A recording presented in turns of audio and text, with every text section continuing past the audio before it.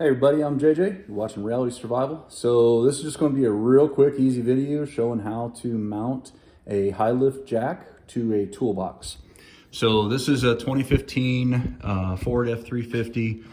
Just it's a crew cab, and so it's just kind of the standard bed. And I've got just a Tractor Supply toolbox in here. And what I did is I ordered the jack, and then I got this HiLift jack mounting system for XRAC, and it seemed like it was really the easiest one, and it was very easy.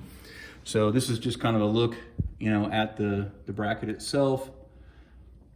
All I did is I took that wood that's sitting there and I piled it up until I got it kind of where I wanted it, and I wanted the brackets kind of tucked up to this lip where it folds under, and then about 3/4 or so from each side. And that lines up with having the posts stick through on the second hole down on this end, and then I think it's the second or third one on that end. And that centered it up pretty good. And so what I did when I was stacking them up on the wood right there is I went ahead and put the bracket, mounted it to the jack with these wing nuts on each side, and then set it on the wood, got it where I wanted it, and then I marked the first hole and actually just drilled it while it was in place, put a bolt in, tightened this side up, went over to that side, did the same thing, drilled one corner, put the bolt in, tightened it up, and then I took the jack off and drilled the other 3 holes on the other 3 brackets. So that was pretty easy to do. And then on the inside, I just went ahead and cut the little 1/4-inch bolts off so that it didn't stick out, in the back. You don't need a lot of tools for this.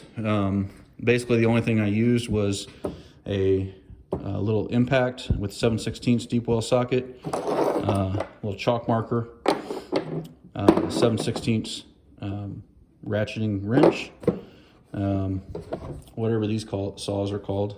It's not a reciprocating saw, but I forget. With a carbide tipped blade on it, and then a 1/4-inch drill bit and a drill, and that was it. And it's it's centered up pretty well. We've got the cover on there, and then on the inside of the box, I got the Patriot edition. That's what edition this is, and it came with this, and then it gave some donation to veterans causes or whatever. The other thing I got with it was a bumper lift, and that's because I still have the stock bumpers on mine. Now I can attach the HiLift to the receiver hitch on the back very easily, but on the front I would probably have to use that if I needed to. And then this is the clamp that goes here.